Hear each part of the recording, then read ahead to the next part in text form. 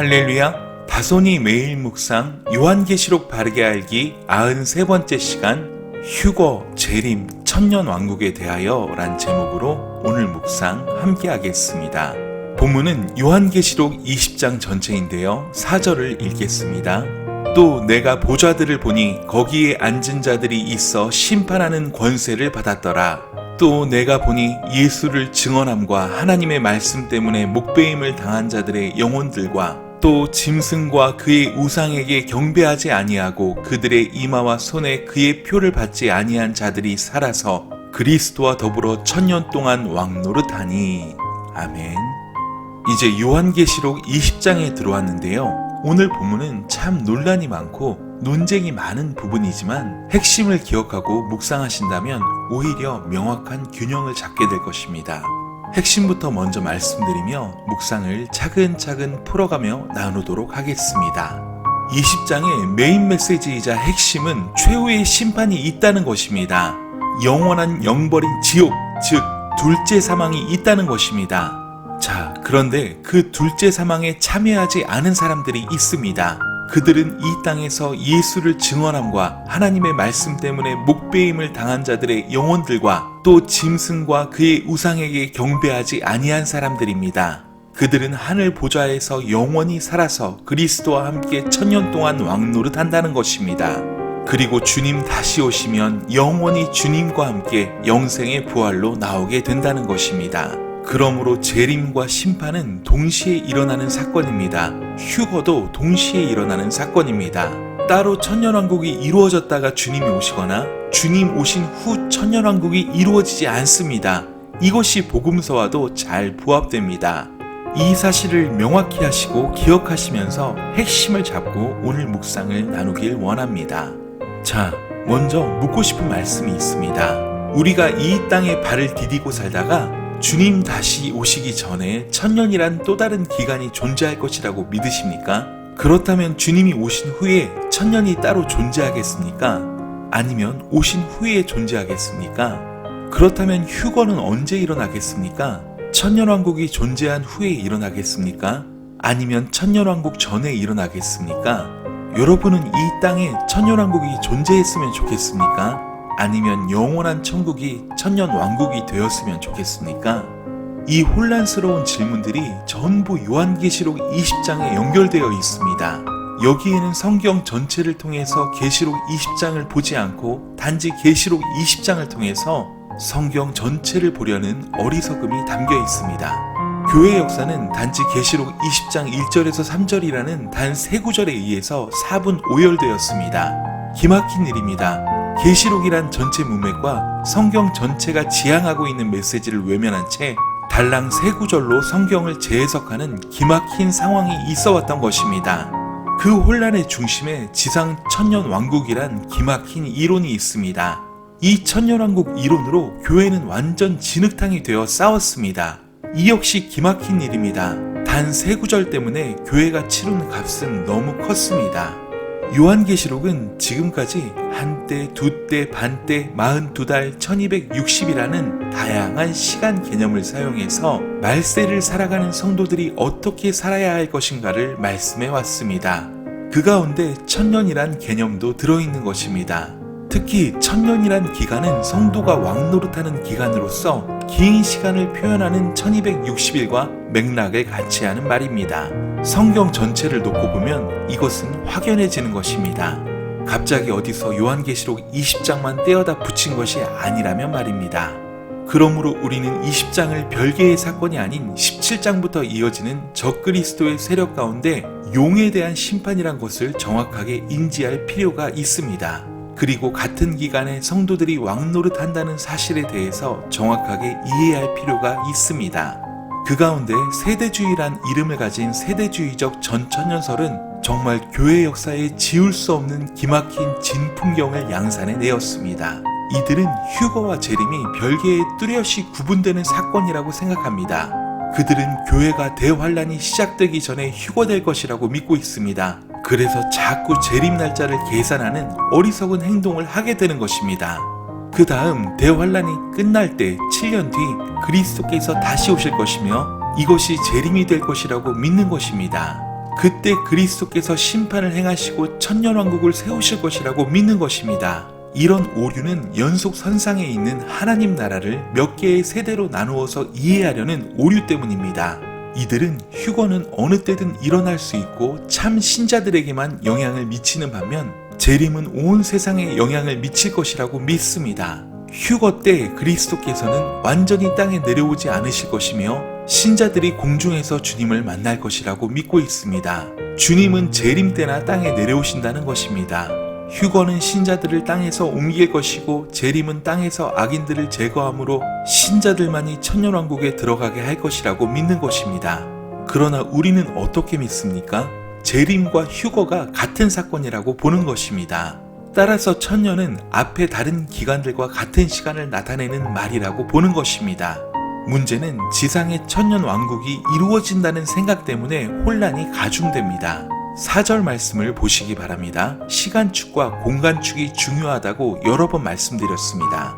또 내가 보좌들을 보니 거기에 앉은 자들이 있어 심판하는 권세를 받았더라. 또 내가 보니 예수를 증언함과 하나님의 말씀 때문에 목배임을 당한 자들의 영혼들과 또 짐승과 그의 우상에게 경배하지 아니한 자들이 살아서 그리스도와 함께 천년 동안 왕노릇하리니 라고 말씀합니다.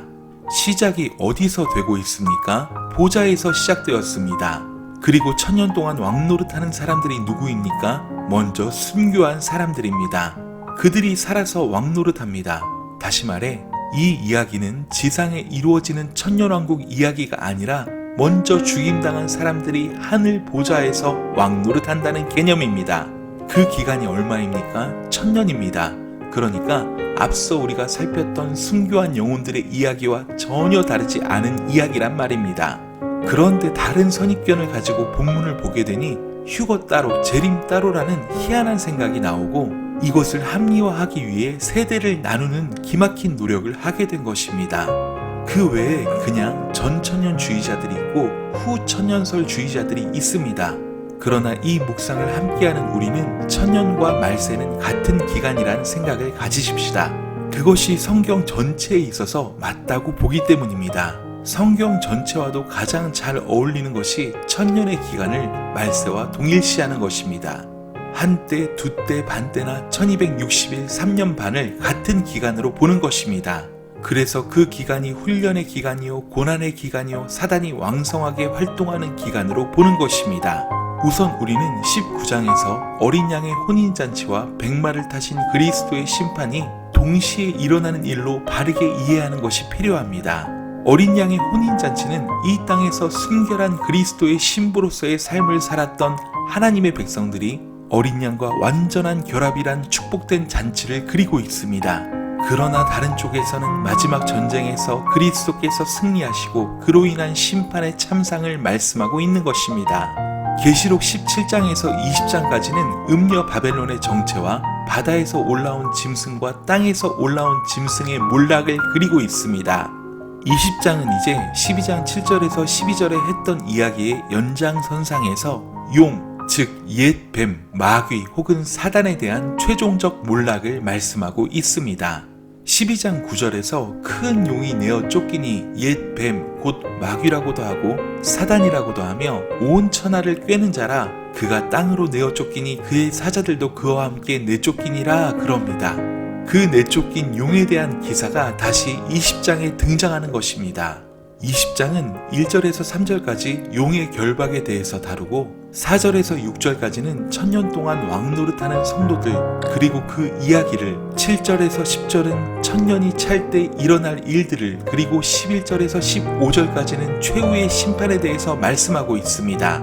우선 우리는 천사가 무저갱의 열쇠와 큰 쇠사슬을 그의 손에 가지고 하늘로부터 내려와서 용을 잡으니 곧 옛 뱀이요 마귀요 사단이라 잡아서 천년 동안 결박하여 무저갱에 던져 넣어 잠그고 그 위에 임봉하여 천년이 차도록 다시는 만국을 미혹하지 못하게 하였는데 그 후에는 반드시 잠깐 노일이라 라는 이 난해한 기사를 어떻게 이해할 것인가를 고민해야 합니다.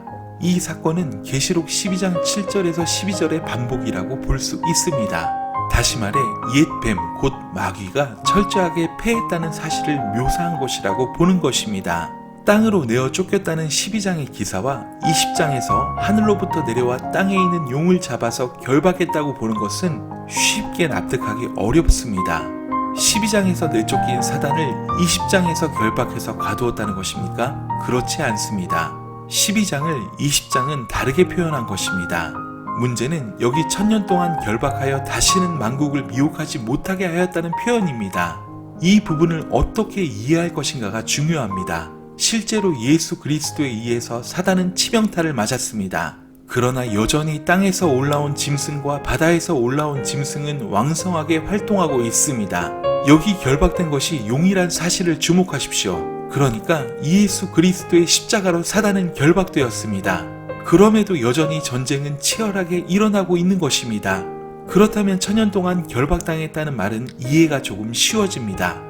왜냐하면 용이 결박된 기간과 성도가 왕노릇하는 기간이 같기 때문입니다. 이것은 요한계시록이 말씀하고 있는 것입니다. 문제는 그 후에 잠깐 노임이라는 말씀입니다. 이 노임은 심판을 위한 것입니다. 1000년이 다 찬 기간, 즉 주님이 재림하실 때 마지막 심판을 위해서 주님 앞에 소환될 것입니다. 이 소환을 잠깐 풀릴 것이라고 표현한 것입니다.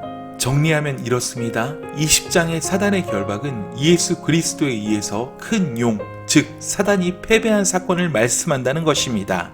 그렇다고 해서 적그리스도의 세력이 완전히 없어졌느냐? 그렇지 않습니다. 그러므로 여전히 우리는 광야에서 치열한 싸움을 싸우고 있습니다.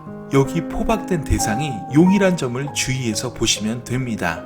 자, 그런데요, 사도 요한이 다시 환상을 보는데 보좌에 앉은 사람들이 있었다는 것입니다. 그들이 누구입니까? 예수를 증언함과 하나님 말씀 때문에 목배임을 당한 자들의 영혼, 또 짐승과 그의 우상에게 경배하지 않고 그들의 이마와 손에 그의 표를 받지 않은 자들입니다. 다시 말해 1260일의 기간, 42달의 기간에 순결한 신부로서의 삶을 산 사람들입니다. 그들이 살아서 그리스도와 더불어 1000년 동안 왕노릇 한다는 것입니다. 이것은 단순히 미래적인 사건을 말하고 있는 것이 아닙니다. 지금 교회가 처해져 있는 자리가 그렇다는 것입니다. 지금 순교한 영혼들은 하늘 보좌 우편에서 왕노릇하고 있다는 것이지요. 이 부분은 정확한 정리가 필요한 부분입니다. 사단이 결박당한 기간도 1000년이고 성도가 왕노릇하는 기간도 1000년입니다. 그러니까 먼저 순교한 영혼들이 하늘 보좌에서 1000년 동안 왕노릇 한다는 것입니다. 이 말은 지상의 천년왕국이란 개념을 남겨놓지 않습니다. 천년왕국이란 특별한 개념을 이야기하는 것이 아니란 말입니다. 요한계시록은 수많은 시간들 가운데 한 단위인 것입니다. 그런데 성도가 왕노릇하는 기간을 1000년이라고 하는 것은 그 기간이 긴 기간이라고 말씀하는 것입니다. 즉 고난당하는 성도들을 위로할 때 3년 반, 한때, 두때, 반때 등등의 표현들은 짧은 시간을 표현하려고 한 것입니다. 반면 1000년은 긴 시간을 표현하려고 하는 것입니다. 사단이 결박된 그 1000년은 순교한 영혼들이 왕노릇하는 1000년입니다. 반대로 땅에서는 치열한 전쟁이 일어나고 있는 1000년인 것입니다. 이것을 잘 이해하시기 바랍니다. 그런데 5절에 어려운 말이 나옵니다. 첫째 부활이란 말입니다. 또 6절에는 둘째 사망이 나옵니다. 이게 무슨 말입니까? 교회는 예수 그리스도의 구속으로 말미암아 산자가 되어 1000년으로 상징되는 예수님의 초림과 재림 동안 이 세상을 통치할 것입니다. 바로 그 기간이 첫째 부활입니다. 첫째 부활에 참여하는 성도들, 즉 교회는 둘째 사망이 다스릴 권세가 없습니다. 첫째 사망은 무엇이겠습니까? 물론 육체적인 죽음을 말할 것입니다. 둘째 사망은요? 그것은 심판으로 말미암아 영벌에 처해지는 최후의 심판을 말하는 것입니다. 지옥입니다. 그렇게 보면 첫째 부활은 두 가지 의미를 갖는다는 사실을 알 수 있습니다. 첫째는 중생하는 순간에 첫째 부활이 일어난 것입니다. 정확하게는 첫째 부활에 참여하게 된 것입니다. 두 번째는 그 성도가 이 땅에서의 삶을 마감하고 주님 품에 안기는 것을 의미하는 것입니다. 따라서 1000년은 우리가 말세라고 부르는 기간을 의미하는 것입니다. 그 기간에 성도가 왕노릇한다는 것은 승리하는 교회를 말씀하고 있는 것입니다. 여기서 교회에게 주시는 위로가 있습니다. 그게 뭡니까? 그것은 둘째 사망이 그들을 다스리는 권세가 없다는 것입니다. 이게 무슨 말입니까? 첫째 부활에 참여한 성도는 둘째 사망을 두려워하지 않아도 된다는 것입니다. 그러니 이 땅의 교회들에게 두려워하지 말고 믿음으로 승리하라는 도전인 것입니다. 그러니까 이 단락의 메인 메시지는 무엇입니까? 둘째 사망을 두려워하지 말라는 것입니다. 믿음으로 살기를 두려워하지 말라는 것입니다. 적그리스도의 세력을 두려워하지 말라는 것입니다. 우린 이미 예수 그리스도를 통해서 이 사망의 해를 받지 않는 자들입니다. 이제 다음으로 7절에서 10절의 단락을 살펴보겠습니다. 여기서 곡과 마곡 전쟁이 나오는데요. 우선 이 전쟁은 19장 19절에서 21절의 전쟁과 같은 전쟁으로 보는 것이 좋겠습니다. 천년이 참에 그 옥에서 놓였다는 표현은 3절의 병행입니다. 실제로 사단이 무적행에 갇힐 수 있느냐에 대해서는 영적인 존재이기 때문에 아니라고 했습니다. 그렇다면 갇힌 것이 아니라 패배한 상황에 대한 묘사라면 풀려난다는 개념도 최후의 심판을 위해서 주님 앞에 불려나오는 상황으로 보는 것이 더 좋을 듯합니다. 그가 최후의 심판이 임박할 때 하나님의 허용 가운데 땅의 사방 백성 곧 곡과 마곡을 미혹하고 모아 싸움을 붙이리니 그 수가 바다의 모래 같으리라 그럽니다. 여기 곡과 마곡은 에스겔 38장과 39장에 등장합니다. 에스겔서에서 곡과 마곡은 회복된 새 예루살렘의 안정성과 견고성을 시험하기 위해 등장합니다. 요한은 이런 구약적 배경에 나타난 원리를 창조적으로 활용하면서 곡과 마곡이 성도들의 진과 사랑하시는 성을 둘러싸고 있는 모습을 그리고 있습니다. 성도들의 진과 사랑하시는 성은 둘 다 교회를 지칭하는 것입니다. 그런데 그런 무리들이 하늘에서 불이 내려와 그들을 태워버리고 그들을 미혹하는 마귀가 물과 유황못에 던져진다고 선언합니다. 무슨 말입니까? 최후의 전쟁처럼 묘사되고 있지만 사실은 최후의 전쟁이 아니라 심판인 것입니다. 이런 모든 상황은 영적 전쟁이란 사실을 기억할 필요가 있습니다. 불과 유황에 던져졌다는 것은 최후의 심판이 임했다는 것입니다. 우리는 마곡에 있는 곡이나 음녀 바벨론이나 용, 바다에서 올라온 짐승, 땅에서 올라온 짐승 모두가 적그리스도의 세력을 지칭하는 상징들이란 사실을 옳게 인식해야 합니다. 다시 말해 이 모든 이야기의 중심은 악의 세력이 반드시 심판을 받게 된다는 것입니다. 언제입니까? 주님이 다시 오실 때입니다. 이런 심판의 모습이 마지막 단락에 상세하게 그려집니다. 자, 이제 최후의 심판 장면입니다. 이 장면은 하늘의 크고 흰 보좌에서 시작합니다. 그 위에 앉으신 이를 보았을 때 땅과 하늘이 그 앞에서 피하여 간 데가 없었습니다. 심판에 대한 큰 두려움을 묘사하고 있는 것입니다. 거룩하신 하나님 앞에서 하늘도 땅도 두려움에 빠져 있습니다. 그런데 사도 요한이 또 보자 죽은 자들이 큰 자나 작은 자나 그 보좌 앞에 서 있다고 했습니다. 여기 죽은 자들은 누구겠습니까? 보좌 앞에 있다는 것 때문에 성도라고 생각하기 쉽겠지만 그렇지 않습니다. 성도는 죽은 자로 여겨지지 않습니다. 성도는 언제나 살아있는 자로 여겨집니다. 첫째 부활에 참여했기 때문입니다. 그렇다면 여기 죽은 자들은 누굽니까? 짐승을 따르다가 죽은 자들입니다. 여기 이런 환상은 이 땅에서 주님을 왜 전해야 하는지 그리고 왜 영접해야 하는지를 잘 보여주는 말씀인 것입니다. 그런데 그 죽은 자들 앞에 책들이 펴있고 다른 책이 펴있습니다. 다른 책은 생명책입니다. 그렇다면 앞의 책들은 그들의 행위를 기록한 책들일 것입니다. 그래서 죽은 자들이 행한 대로 심판을 받습니다. 거기서 환상은 더 나아갑니다. 바다가 죽은 자들을 내주고 사망과 음부도 죽은 자들을 내줍니다. 무엇하러 내줍니까? 심판받게 하기 위해서 내줍니다. 여기서 우리는 사단이 전혀 보호해줄 수 없다는 강한 암시를 받습니다. 죽은 후에도 사단은 아무것도 해줄 것이 없습니다. 결국 사망과 음부도 심판을 받아 불못에 던져집니다. 둘째 사망의 불못입니다. 영원한 심판의 불입니다. 결국 이 단락의 핵심 구절이 무엇입니까? 15절입니다. 누구든지 생명책에 기록되지 못한 자는 불못에 던져지더란 말씀입니다. 불못은 무엇입니까? 둘째 사망입니다. 결국 교회에게 주시는 말씀이 무엇입니까? 이 땅에서 믿음으로 순결을 지킨 성도들은 천년 동안 왕노릇 할 것입니다.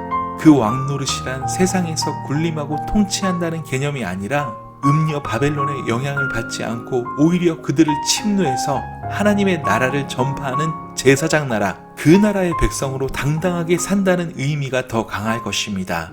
그렇게 이 땅에서도 임한 천국의 기쁨 가운데 사는 삶을 첫째 부활이라고 했습니다. 그런 성도는 하나님께서 생명책에 그 이름을 문명하고 영원한 천국의 삶을 살게 하실 것입니다. 그것이 바로 계시록 21장과 22장의 결론인 것입니다. 그러므로 성도들에게는 격려를, 세상을 향해서는 둘째 사망이 다가오기 전에 회개하고 주님을 믿을 것을 도전하고 있는 것입니다.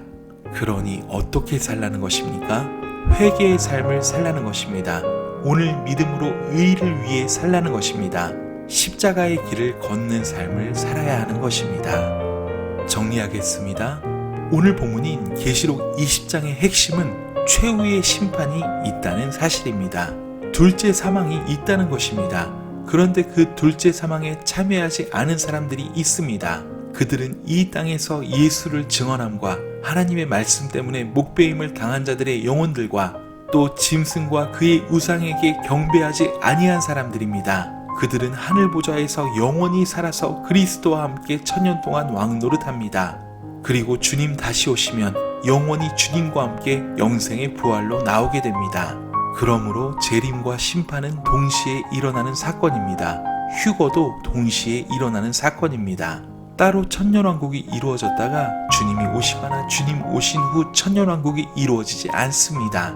이를 꼭 기억하시고 마음에 새기시면서 오늘 하루도 저와 여러분이 믿음으로 의로운 삶을 살아내길 간절히 소원합니다. 강하고 담대하여 승리하세요. 사랑하고 축복합니다. 샬롬.